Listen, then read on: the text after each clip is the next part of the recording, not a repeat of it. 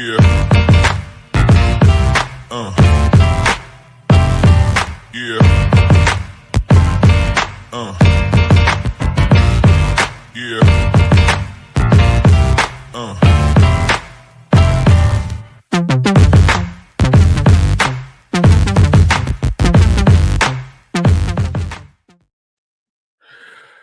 Yo, what's going on, everyone? Welcome to this week's episode of Rivercity 93. I'm your host, as always, Elliot Barr. I'm stumbling over my words because I'm trying to find ways how to objectively and clearly describe the overall mood of the fan base, the players, and that game last night that we saw. But to help me do all of that and more is Mr. Matt Myers. How are you doing, sir? All right. I don't think it's hard to describe. Very concisely. All you need is three letters: Z, Z, Z. Yeah. That Yeah. game was that was possibly one of the most boring games I've ever seen. Yeah. Yeah. I mean, if you take away the goal, I think the kicker's game plan absolutely worked. Yeah, eh, the problem is I think Spokane's game plan absolutely worked too. yeah, it did. Oh, yeah, we're going to talk about all of that and more. But before we start off with that, if you haven't already, make sure you like, share, and subscribe. Right now, we are sitting on 80 subscribers on YouTube. So we're trying to get to 100 by the end of the season. So if you could do so kindly, make sure you subscribe. Um, what else I was about to say? Oh, yeah.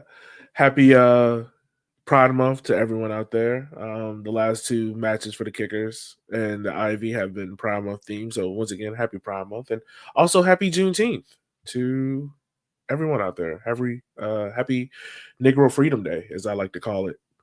So yeah, Matt, you were in the stands. I was in the press box for this 1-0 loss to Spokane Velocity.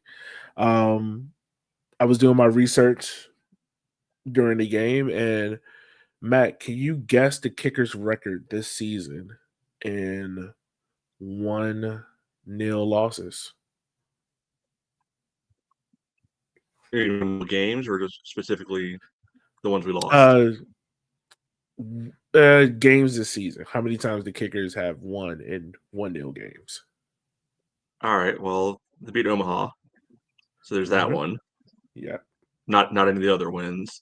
Nope. Uh, got Charlotte. You got this one. Are we Mm-hmm. counting Jaeger? I think Giga was in there as well. I Okay, so think North so, yeah. Carolina's in there. The other Spokane.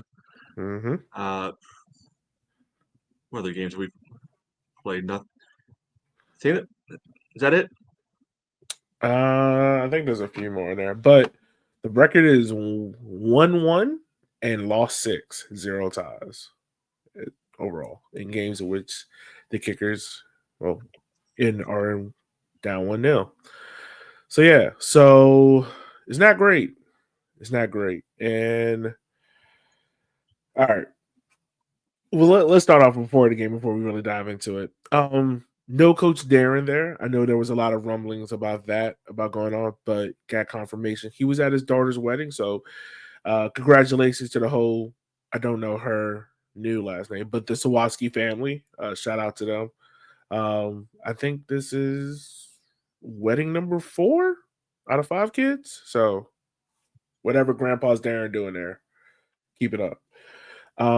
So yeah, so you had Coach Mika making his head coaching debut, and Matt, I ain't gonna lie, this was kind of funny to me because if you remember 2019 when God rest his soul, Coach David Bulow was let go.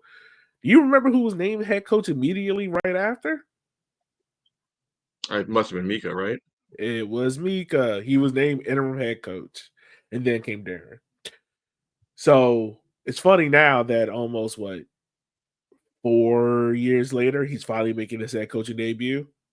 More like 6, bro. Oh yeah, more like yeah. My fault. 6, yeah. More like 6 years later, he making his head coaching debut and whatnot. Also, he had on some dunks last night that up close in person. I was like, oh, these are nice. I wasn't expecting him to have that kind of shoe game with him. And also the whole coaching staff keeping it up with the whole black aesthetic. I respect it. Yeah. In terms of lineup, it was kind of interesting to see how the kickers were going to line up because one, we all know we had no Darwin Espinal. Now we also saw him around in the concourse. No crutches or anything like that, but there's someone did report they saw a noticeable limp. So Matt, with Darwin, before we talk a little bit more about the roster, did that give you any optimism of knowing that he's not on crutches? No, Okay. no, because like muscle injuries like that, like I don't know if you're usually on you know full on crutches, for something like that, and especially like in longer term public situations. But still got to put the time in, to be able to rehab that, and who Yeah. who knows how long that's really gonna take, because you look at any other sport, like sometimes these muscle injuries are quick and sometimes they're months. So Yeah. I think you have to assume he's not there until he is. Yeah, that's true. True as well. And the kickers are very, very good at letting us know who's injured, not injured. So yeah, back to the lineup. 4-3-3. Kind of rolled that out. So playing in Darwin's spot, you had Hayden Anderson. Emmy returned to the starting lineup. Kirkland, Chandler returned as well. Niels, Dak in the midfield as well with Beck, Gee, Griffin Garnett, Fitch, and Snedden as your defense. I'm not gonna lie. I probably didn't tweet it out, but I was having this thought all weekend because I was trying to figure out, like, all right, who's going to be the natural replacement on that left hand side, and very much I was thinking it should have been Landon Johnson. Now I don't know how ready he is, but it seemed like he was the one that seemed like if anything was going to happen to the left hand side, he would be the natural replacement. I'm not counting Malvin in this because I, I don't. At this point, I don't see why he's on the team. Yeah, I mean, I think Hayden's a reasonable, option, for that spot. Like, we've seen him play left back in a pinch. We've seen him play, the other wing forward. Suggests to me that if you've played right wing and left back, you can probably triangulate and figure out left wing, relatively well, too. And Yeah, and he seems to be kind of just a utility player. You know, plug him in yeah. wherever you need. Almost kind of like a new era Luke Pavone, where that dude played anywhere and everywhere. Yeah. I will say this though, watching him, he doesn't seem very comfortable drifting inside from the left hand side, like cutting in on his right foot. So I'm assuming he must be a little bit left foot dominant. So really just have him stretch wide on that left side. Not like how cut in like how Darwin does. Really it changes a lot, I would say. But also like he's just what a lot of these players, did you ever get the feeling like he just didn't look comfortable? So, I mean, I guess it's kind of goes into the big picture of the whole game. Yeah. It felt to me like both teams were just very happy to play slow, given the conditions, and wait out the other team, essentially. Yeah. Like nobody seemed That was the vibe I overly was eager, getting. like overly pressing hard, to be able to get the ball back to push, push, push.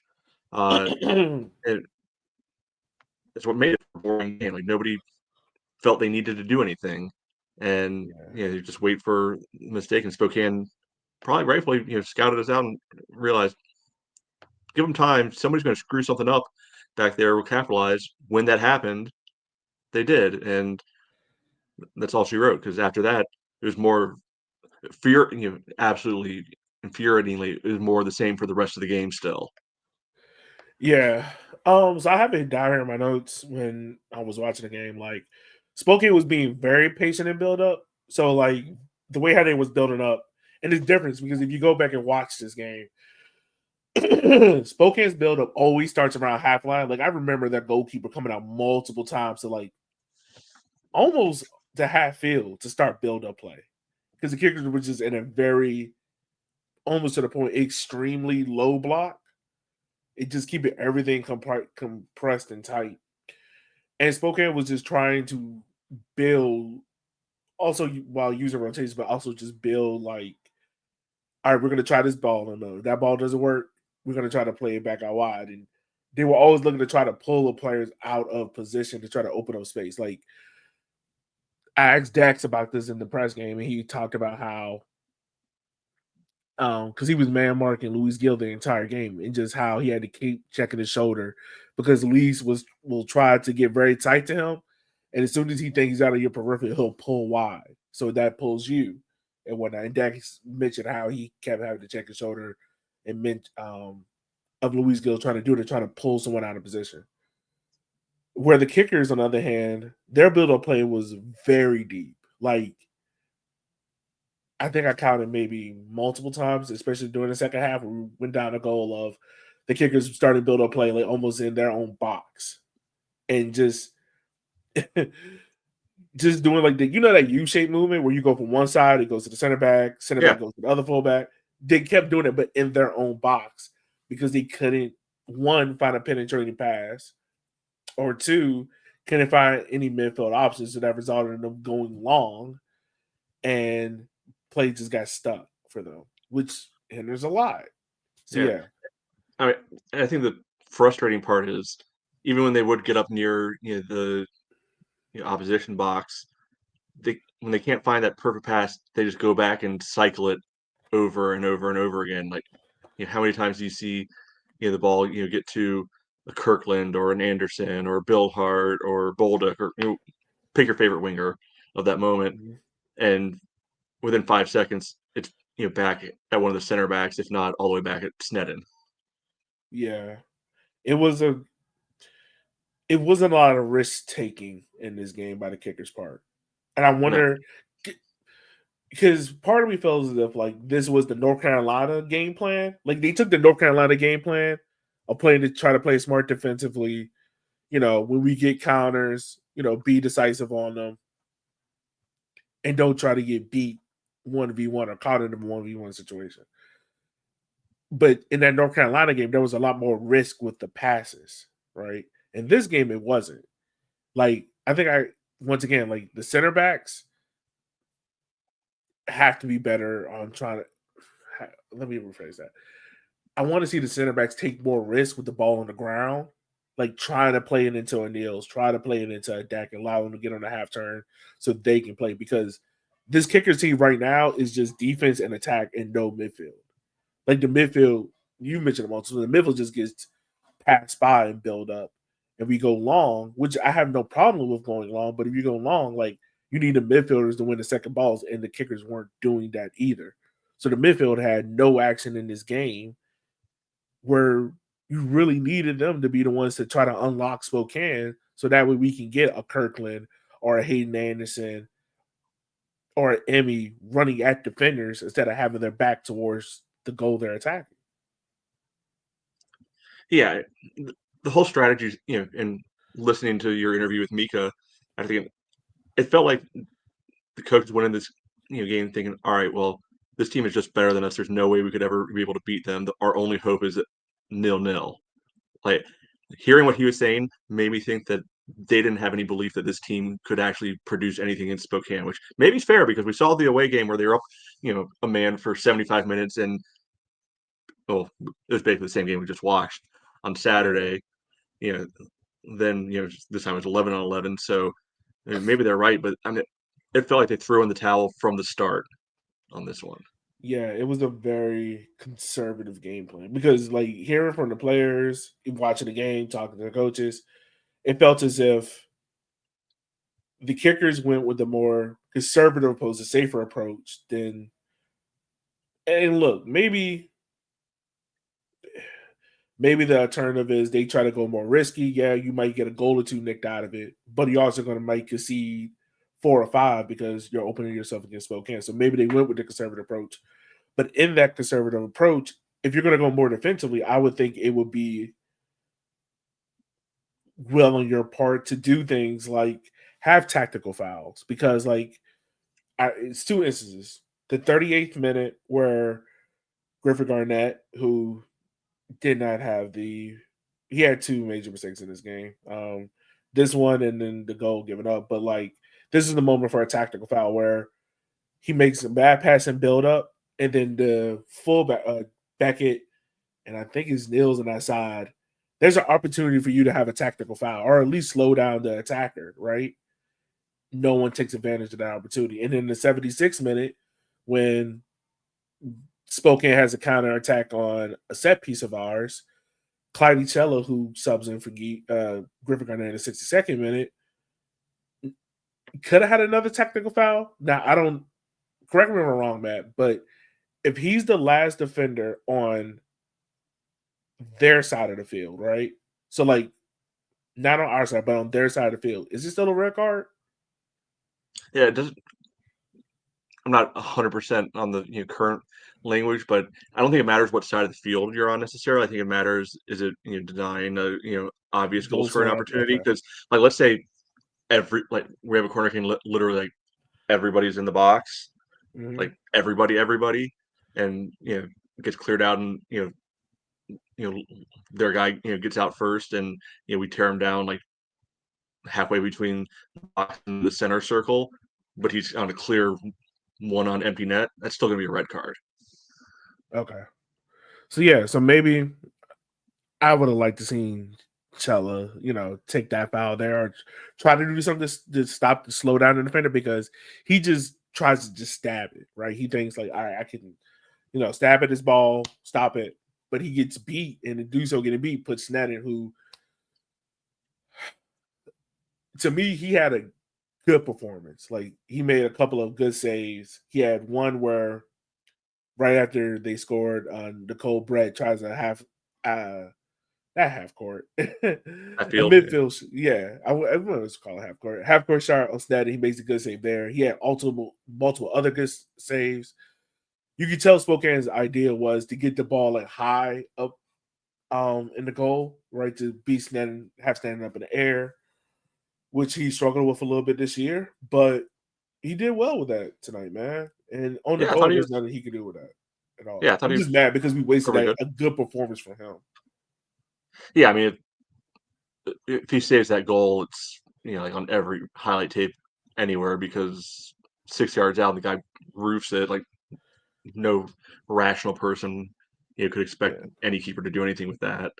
Uh, yeah, I thought it was solid. I think his distribution was a little bit better this week than some of his previous games. Uh, so yeah, good showing from him. I was a little surprised at first that he got the nod, just because we saw Pablo get it in the game that wasn't, and he didn't seem to do anything wrong there. So thought he might get another shot in a game that actually happens this time. But James did well. yeah. Yeah, he did, man. I was, like I said, I was just frustrated because we wasted a good performance from him on that. Which should have been better. Um, so yeah, so I mean, we might as well talk about it. The goal that happened, and okay, so I'm trying to figure out the prefaces. So the kickers, pretty much, like I said before, we're trying to have everything constricted and tight in the midfield, and in doing so, if you go look at the goal, like it all happens because the ball gets stretched out wide. Like, it's just that one moment where I think it's Hayden and Beckett. Both of them recognize number 13 for Spokane out there on the wing, but neither one, like, as the ball inch further to the left, they're stepping with it, trying to keep a tight box. 13 goes more and more to the sideline to give himself space. And both of them recognize it at the same time as that ball's going towards it, but neither one steps out. Like, it's almost like it's not my responsibility, it's your responsibility, kind of thing. And as the ball gets him, he has opportunity to step into a cross, right? Now the person that probably gets 60 or 70% of the blame for this is Griffin Garnett, because he tries to clear this on the volley, which, maybe it's a every 9 out of 10 chances he does clear it. It's just this 1 out of 10 chance he doesn't clear it. And as he underhits it, so his foot literally goes over the top of the ball. There's Nico Brett right there at the banging in top corner. Yeah, And I it's mean, like all the good work you've done in the first 45 minutes in the first minute of the second half goes out the window. yeah, I think a few compounding pieces there. A we had the kickoff and still conceded within 45 seconds. Maddening, right? Because at the kickoff, they didn't even try to do anything with it. They literally just kicked it long and basically gave possession right back. Which shouldn't really be a big deal because possession changes hands a million times in a soccer game. So that in and of itself is really not that big a deal. It's more just frustrating. It's like, okay, so we're not even going to pretend to try to hold the ball a little bit. But yeah, they work it around a little bit. It gets out wide, and yeah, so it was Barr who gets up there. And I do think that's Hayden's guy because we had seen regularly in the first half that they've been looking for that ball into space for 17 John Brown to be able to get in, and it looked like he had a step or two on Beckett just in like a raw foot race sort of Yeah. deal, and they were looking for that time. There had been at least 5 or 6 different times they were trying to play that, and they just couldn't get the weight right at any point. But on that, John Brown slid inside a little bit more. So I think that's where Beckett was going, because it's pretty clear that that was his mark. And I mean, yeah, maybe Hayden could have pressed a little further out on it, but Spokane didn't have necessarily a lot of like big boys out there, right? So I didn't mind the kind of seating the wings a little bit and trying to compress the middle because now, granted, we've been burned by this new statement many times already this year. It felt like physically we should have an advantage on any kind of crosses, aerial balls coming through, You would right? think so, but Right. as we have noted, this team, like the reason why Guy to me had probably one of his better performances of the season is because in the middle the ball was kept on the ground and it wasn't like balls over the top. The one Yeah. ball that did come, no ball over the top. So like everything was in front of him, so he did well because he knew, okay, this defender isn't going to behind me. He's not going to burn me. As long as Right. I keep him in front of me, I can defend it. Right. And then the brutal irony of this is that it really wasn't a ball in the air that got us across it. I mean, if you're Griffin, you have to get something on it. Like this is going to Yeah. sound insane, but I think misclearing it and scoring an own goal is better than doing what he did right there. So at least then you got solid contact. Okay, own goals can happen, right? Yeah. And you don't hit it, clean it, goes off the heel of your boot instead of the instep. Crap, that sucks. But basically, mistiming it, missing, letting the ball just basically just scuff off the bottom of your cleat. It looked like Yeah, that's 100% what happened. that's you He can't just have that. 100% missed the volley. Yeah, Like, he missed the and volley. yeah, you say like 9 out of 10 times, but if you're a defender, 9 out of 10 times not good enough, Mm-hmm. right?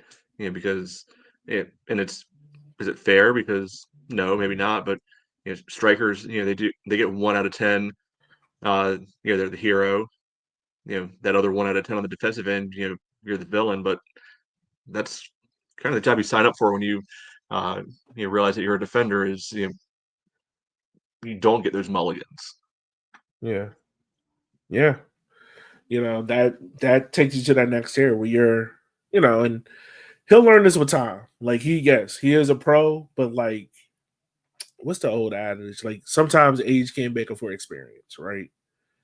Like he'll learn that with experience. But yeah, that's part of it. You got to learn like for next time. Next time he's in that situation, I need him to clear that without any ifs, ands, buts about it.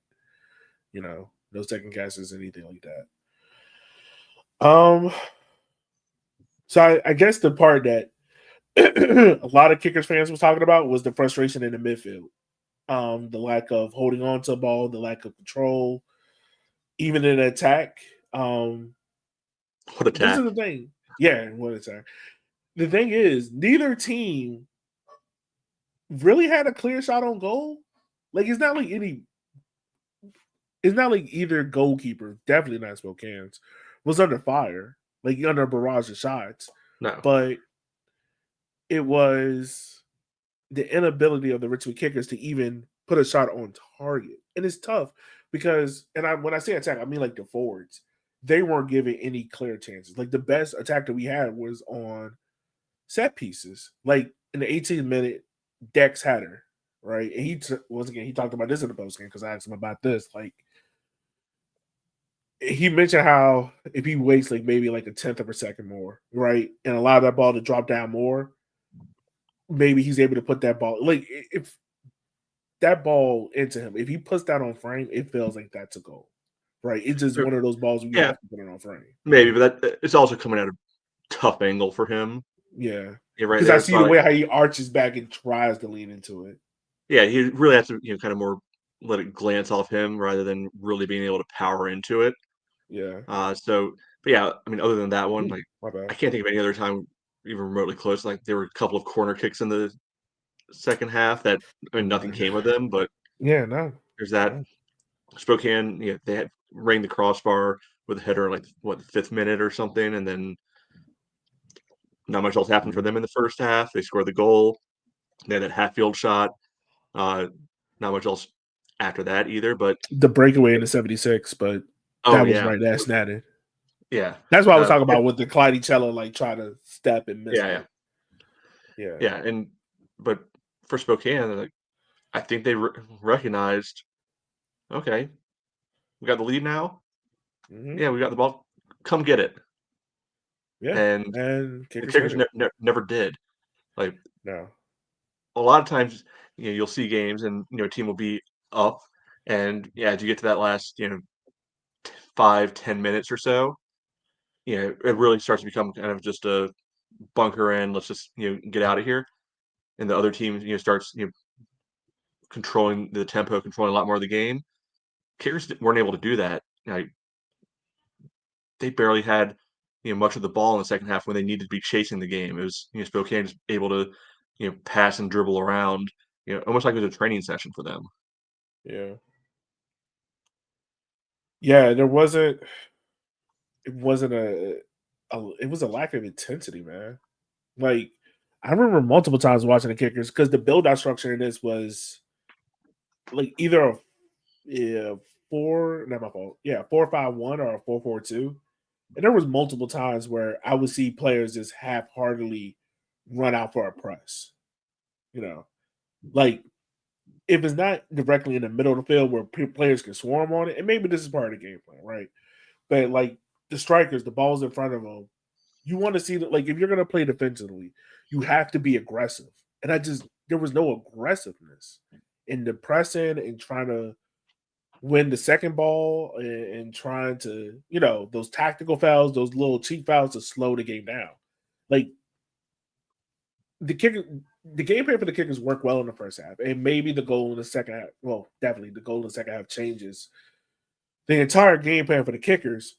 But even back in the first half, there was no kind of foul that my bad that slowed down anything, right?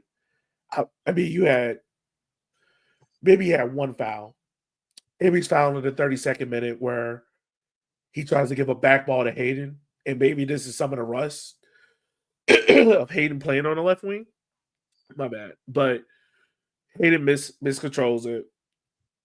Emmy has to then foul, and this is the only yellow card the kickers get. Like Spokane got 4 yellow cards because if we even looked like we were about to go on a break, someone's there to try to snuff it out. Someone's there to have a tactical foul or take a cheap foul to slow it down, right?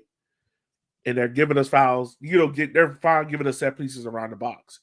Where the kickers, on the other hand, like you only got 1 yellow card in a game where your game plan is to be defensive. You know, Yeah.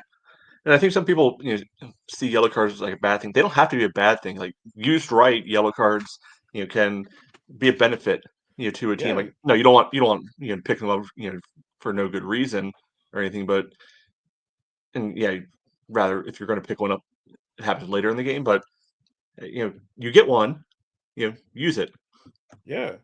Like it just, and this is something I'm starting to pick up on where it it felt as if this game plan was a game plan where the kickers players were told it and they were like, okay, we'll do it. But it wasn't something like they believed in. You get what I'm saying? Well, Like it didn't I feel like if they we're believed right in it. about what it felt like, would you be excited to play that way? Me being a nutcase, yeah, because I love defense, but I realize I'm a nutcase.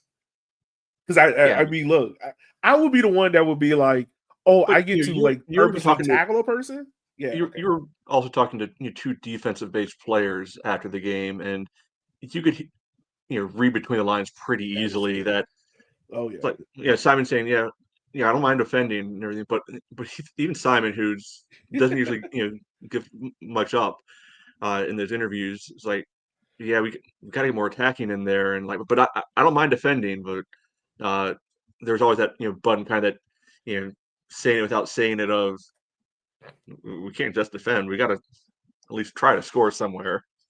yeah, yeah. No, for real. Like, uh, there's a soccer match out there that measures like game tilt, right? And that shows you like how much the field is tilted in one side for another, right?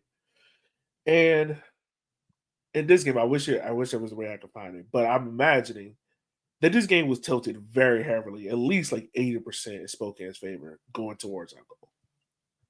Like it did not feel as 80% is probably being lightly. Like you can't win a game like that. You can draw a game like that. You can probably nick out a 1-0 win if you execute your set pieces, but you're not gonna win a game like that. Like Yeah, and I can under I can understand, the strategy going into it. Don't love it, but I can understand it. right. What I I can can't accept it.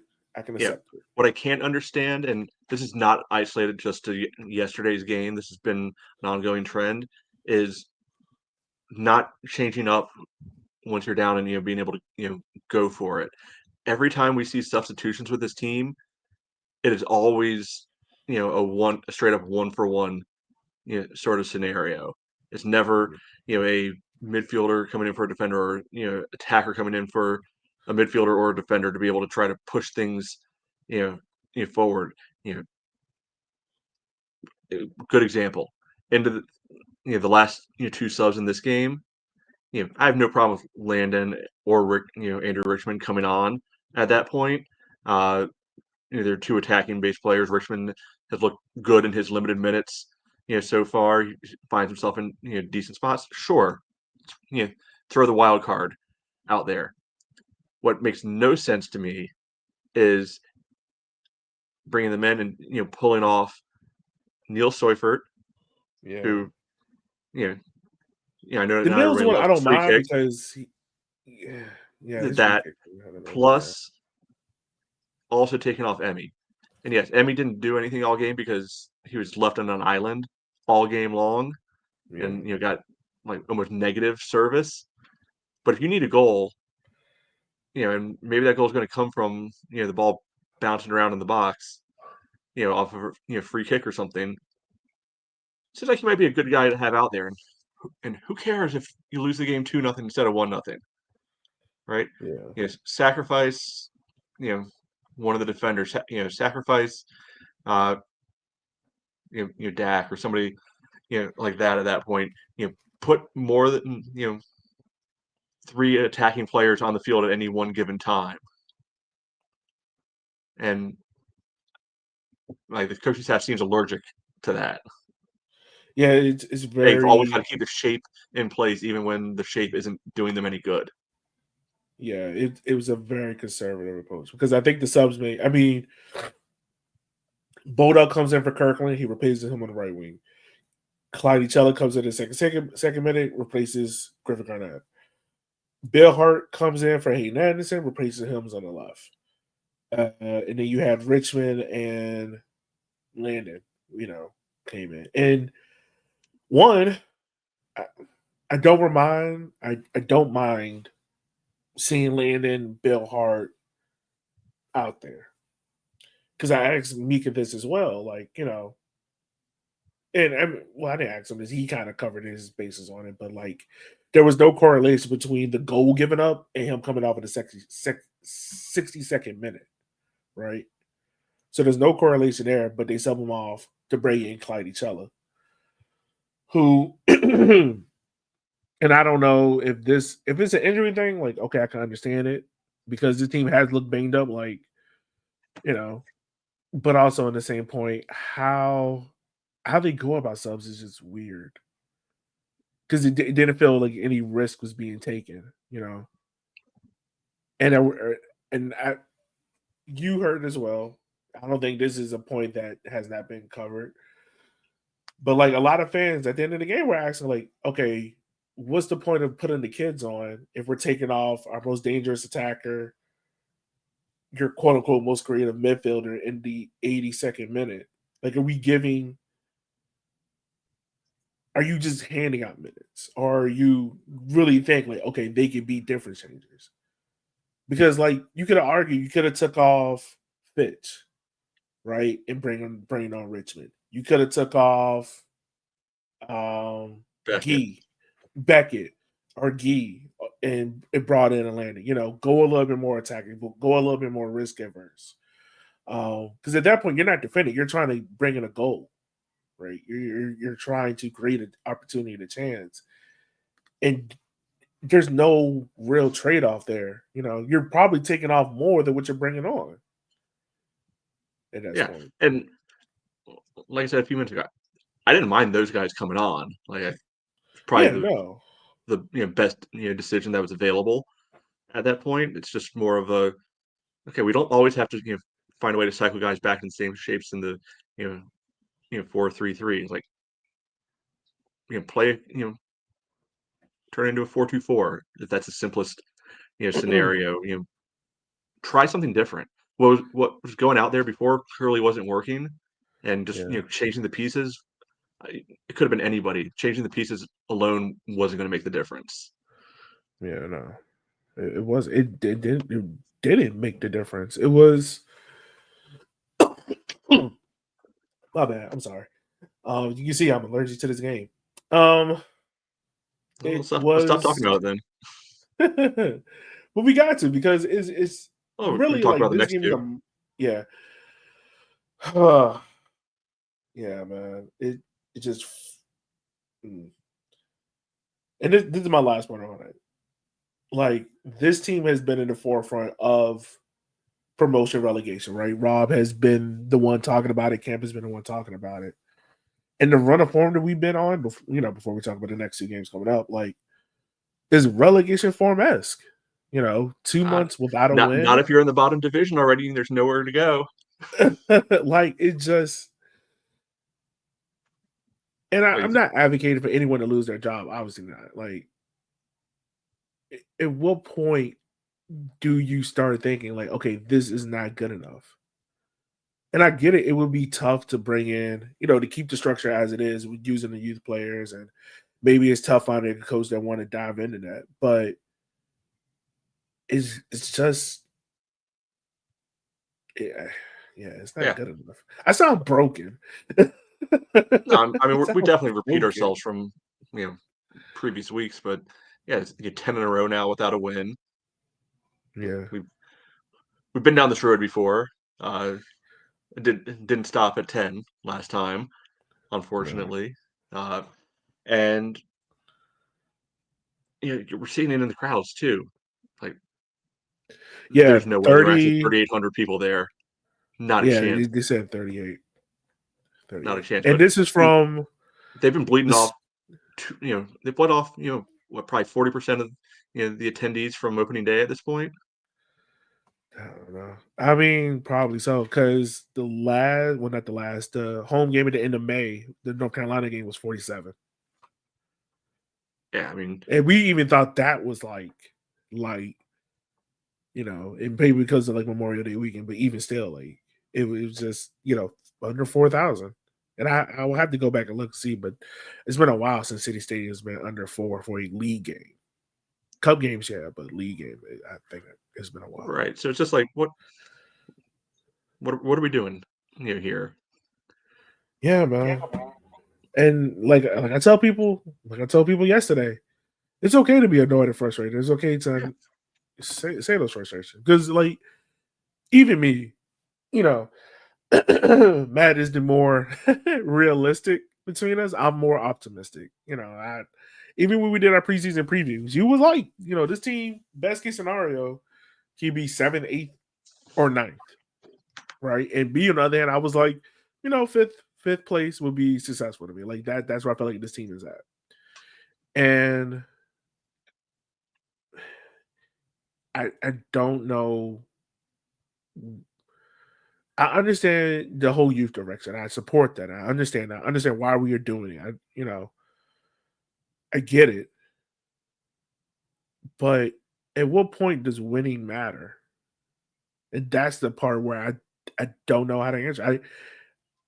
I try my best to be as prepared as I can for these podcasts, and try to think of these questions and things like that. But I don't know because right now it's not good enough. And I know those guys in the locker room. But I know Coach Meek is pissed. I know Coach Cap and Coach Evan and the players are annoyed at having to walk over there and fake smile in front of the supporter section, who has to also fake smile. Noticeably, the coaches don't show up these days, except when we win. Yeah. So real great look for them to send the players to face the music, and they hide away each time. Yeah, and I understand. Like, I know it has to be frustration because it's like constantly showing up with egg in your face. But it's like, yo, what are we doing? Like, I need players to be pissed. I need coaches to have to show they're pissed. I need, like, once again, like I said it last week, I need, like, there was no reaction of being pissed after the goal. Like, I think the most annoyance I saw when Emmy, like the foul that he picked up, getting the yellow card, he looks at Hayden and throws his hands up. Or there was a moment where Nils throws his hands up at a player, and you can see those frustration bubbling. Like, this team looked disjointed, not together. It just looked like a collection of individuals told to do a plan, and they were like, "Okay, we'll try to do it."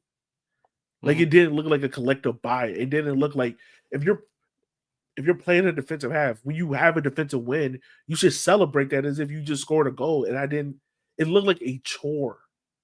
It looked like a chore for some people. Yeah, and go back to your previous question though of when does winning matter? It probably depends who you ask in the front office because not to bleed over into what Caden, the boys talk about with Ivy, but it feels like the same thing over there. Of like, do they actually care about winning, or is it just kind of a youth extension vanity project? And if they're selling the tickets, selling their merch and everything, do they care about the results on the field? People are coming in the stadium and spending their money. Yeah.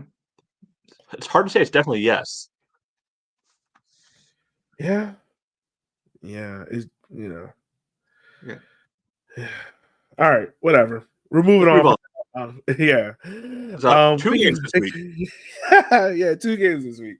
So you got Union Omaha on Wednesday, the 8 p.m. kickoff over there in Nebraska, and then we come back home for the last last game of the month before the team goes on the two break hiatus against Lexington Soccer Club, who's turning around their results. I think they won their last two games in the Jägermeister Cup. So, Matt, how are you thinking this is going to go? How do the Kickers turn this around in this month positively?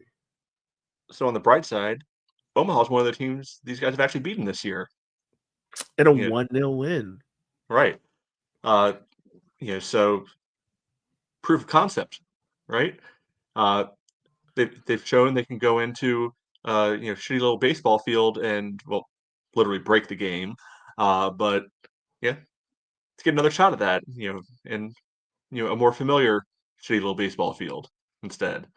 So I think really try, break out that old game plan again of really stay defensively solid.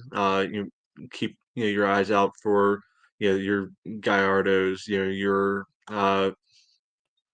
what's their striker's name this year? It's Ors something or another. Yeah, I'm blanking on the name. Yeah, it doesn't matter. It doesn't matter. He's just some guy to us. But like they'll take their shots, but they make some dumb mistakes too at times. Yeah. So being able to capitalize on that and I mean, for as disjointed as the kickers have been, Omaha does some of the same stuff. They were up 1-0, on Portland and shipped 3 goals in the second half, against them. So they can be had. I don't know if Nuhu's back or if it's still the other keeper playing. That can only help us out if it's not Nuhu. Yeah. I don't know if that was a rotation thing, but yeah, I don't know. So they're there for the taking. Like their fans are also rather frustrated with how their team is going so far this year. And Yeah, but I mean, also that's a team that, because of how things have not gone, they have let go of 3 players. I mean, 3 guys who aren't difference makers. They're Yeah, sacrificial lambs. yeah. But hey, I mean, it's a show of intent. Like the results haven't been there, hasn't been good enough on the attacking Yeah, side. So and I did. you know, Did I see something they brought in? A guy on loan from St. Louis. yes, Yeah, that could maybe that could be something for the team to be able to explore, because we've had luck with loan guys in the past. Remember, Ethan Bryant came in. He came in on a loan at first. yeah, So yeah, if the budget's tight and there's an MLS team that wants to get maybe a young guy some more experience, I mean, why not? yeah. Why not? I mean, it's definitely worth a try. I mean, they played what I think it might have been last preseason or this preseason. They played Carolina Core. I know they played Crown Legacy, and I know all those guys don't make it to the MLS side. They have to go somewhere. So also I mean there's a quote unquote relationship there with Lionsbridge. I mean, I don't know. I don't think that would work just because they're not a professional team. oh, that's right. Well, But I would have to check that out. I don't know if they the have any other seniors that just graduated, but maybe or a couple other L names, like Loudon's got anybody who maybe isn't getting the minutes they I think wanted. that bridge is burnt between the 2 clubs. I don't, but I mean, yeah, I get Louisville. your point. Yeah, yeah. So There's got to be there, something. You got to there's work options something out in there. there. Yeah. But anyway, the point is, Omaha is, struggling as well, and maybe this is the opportunity the guys need is to go face another team that yes, they've got a couple of their wins recently, but overall still pretty much in a season-long funk, and Yeah. take advantage of it. Yeah. I mean, this is the thing. If you're gonna go against Union Omaha, you got to be aggressive. You can't sleepwalk there. Um, you got to be aggressive. Got to get in the front. Like once again, I'll share the record again. I'll say it correctly this time. The Kickers have 1 win, 6 losses, 0 draws when going down a goal. It is imperative that this team does not go down a goal, because if they do, you might as well pack up shop. It's proven in the stats. It's not me saying this; it's in the stats. And like, you got to get that first goal. You have to get that first goal, and you have to be defensively sound and defensively smart. You have to sacrifice. Like, and this is part of the challenge to the players. Like, this is gonna sound very coach speak, but I need you to like bleed and be willing to die for this jersey. Like, it should not be just I get to play soccer and be an honor. It needs to, like a player like Matt Baldock or Chandler or Dwyer. Like, I know they would bleed and die for this jersey. I need everyone to have that same concept and idea. It can't be some players. It can't be a select few. It has to be everyone. Because the only way how we gonna get out of this rut is if everyone gets on the same accord, on the same page, and buys in. That's from the front office, the coaching staff, to the players. They have to be more aggressive. They can't be passive. They can't just be bystanders in this and be like, "Oh, we're gonna turn around and turn around." Like, no, it needs to turn around now because it's not good enough. You can have these ideals and whatnot, but you got to be aggressive in them and be like, "No, like, I'm going to change. We are going to change this." So yeah. So yeah. Yeah. Well, look, All let's right. just. What I'm really hoping for is get up there. Emmy gets wins a penalty, and all their fans lose their mind because even though he's never really produced too much against Omaha, their fans Yeah, are like they do have fixated love on for him. Emmy. They do. And I really think it's over the Joey G foul like a couple of years ago. and he still have it out Yeah. for that man. And I'm like, I don't get it, but okay. I think they're still bitter about him winning MVP in 2020 and not EVD. They'll be fine. They'll be fine. Yeah. They'll be fine. All right, let's go ahead. Let's get a couple of Well, list of questions. and before that, we got Lexington as well on the weekend. I hope that's a full-on rotation game, sort of thing. I mean, the I part doubt that it makes will be because it's their last game before they play again. I think the right. international. That's the part. They get a whole week after that, so I don't know if they're going to give guys 2 whole weeks off essentially. But at a minimum, I'd like to see a guy like Andrew Richmond get more minutes. Maybe you pre-plan a Nick Sarantakos sub appearance. Give him like pre-plan 20 minutes at the end because we're Or give we're out of Landon the another tournament. run through. You're allowed to Landon a run out. Yeah, maybe that's the time where, all right, Landon, you're getting minimum 60 today. Show us what you got. Yeah. So Yeah, I mean, hopefully so, man. yeah, it's a try stuff game. Yeah, like I think it should be. Yeah, and hopefully that's a game too where a lot of these guys that have been injured because, and man, I'm interested to hear your opinion on it, but like guys that seem like they return a lot of Emmy Chandler, even a Bill Hart, like they didn't look like themselves, right? They looked like guys that were coming back from an injury where they weren't informed. Even I hated Anderson, who's sat on the bench for a long period of time.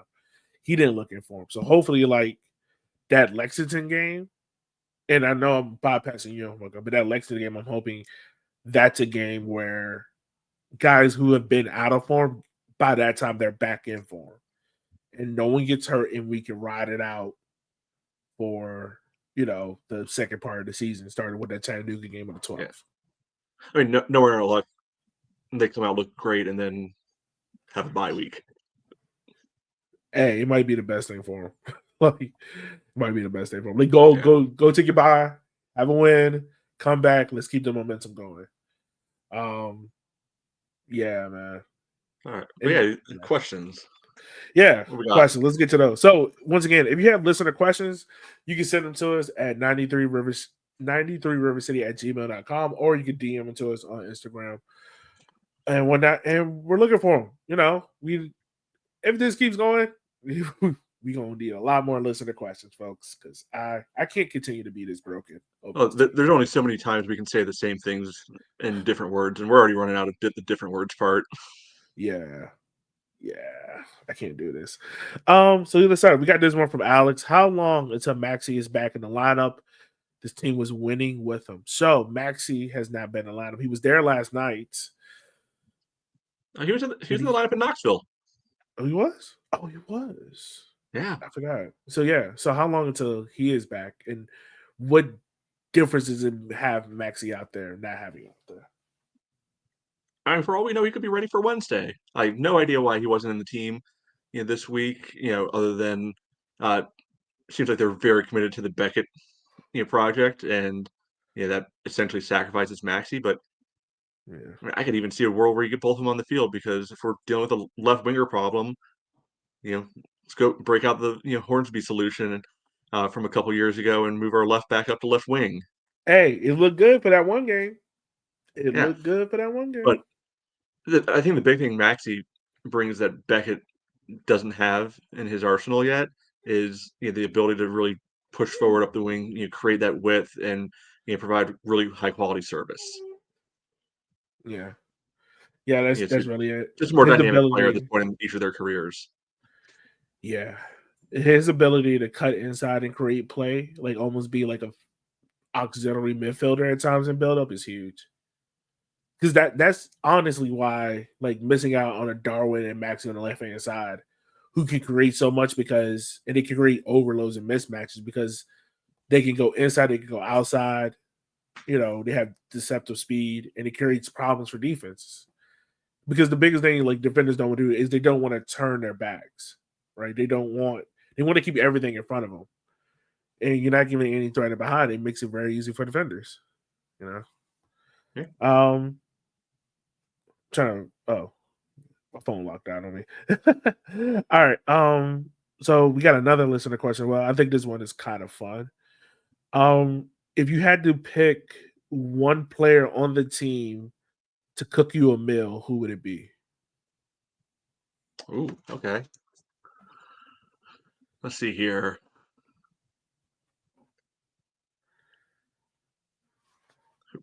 All right, so I'm immediately ruling out the young guys because I'm assuming they don't know what they're doing yet. Nah. So I've got to narrow down to 3 already. Okay. You know, it's either Pablo, Maxi, or Emmy. Because I want some of that, South American, kind of barbecue, flair. I can see that each of those guys being really good on the grill, making something nice like that. So I ruled out. I don't have Emmy, but I have Pablo and Maxi. I have Yeah. Darwin instead of Emmy. Okay. I don't think Emmy cooks. I mean, I figure that's just like naturally baked into like Argentinian cultures. Just really knowing how to, you know, you grill well. You hear stories about you go down there and you just get piles and piles of meat. Yeah. For meals. Get the So meat sweats. I just figured that was a given, but I don't know. You know what? And especially now he's in dad mode. I'm gonna go Pablo. Oh yeah. Pablo definitely looks like he can cook. He can make a Yeah. mean pot of spaghetti, probably. I'm assuming. Yeah. So yeah. So once again, I mean, there was a list of questions we got, but once again, we want more. We want to hear from you guys. We don't want to be the ones always talking, especially after these losses. Also, if any of the you. guys on the team are listening and want to prove us wrong, hit us up. We will Oh yeah, happily 100%, 100%. I am down to sample. Yeah, Please do. we're not small fellas, so we're Yeah, no, I am down to try anything outside of Chandler. I don't trust English food, and I'm not ready to have beans at breakfast. I'm not willing to try that. all right. So Chandler and James are out. Yeah, nah, you can't do that. Now, What have do a you dinner rather? with? Yes. Yeah, well, we'd rather go with them or one of the academy kids. I'll probably go with the academy kids because I have a belief Landon knows how to make something. No, I'm talking like the academy kids. Maybe Jane. Wait, well, not Jane. Jonathan Gomez. Okay. And You think Sarantakis has any of the actual Greek, cooking knowledge, or just the name? I think so. I think so. I don't think they're there yet. I think so. I think something might be there. Now, do we have to work on it? Yes. But I think something's there. I don't trust Richmond. He's a good kid. I don't trust the cookie yet. It feel like he will forget season and be like, and then we have to ask season. Like, what's this? Yeah, it was obey. Don't know about that. No. But yeah, once again, if you want, any player wants to try their cooking, to prove us wrong, I'm down for it.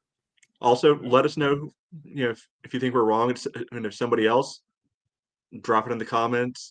Respond on socials, wherever. let us know your pick for who's your private chef for a day. That's what we should have done. That should have been the whole show. Instead of talking about this game, who can cook well, who can't. Would have made for probably more happier content. Yeah. But, all right, y'all. As always, we just want to say thank you for taking the time of your day for listening to our show. Once again, as always, we couldn't do the show without you. We know the world is crazy right now. Be nice to it. Do something nice for someone. You don't know how that can make someone's day, how they can change their lives. So do that for them. But for Matt, for myself, for the whole crew at Rivercity 93, we will holler at you guys next Sunday, where we will hopefully, prayerfully, fingers crossed. I went to church today, Matt. I pray for the kickers to get it right. So hopefully God or Samuel L. Jackson or Morgan Freeman can bring those home. But yeah, with that being said, guys, we'll see you guys next week. Be easy and be safe. Peace.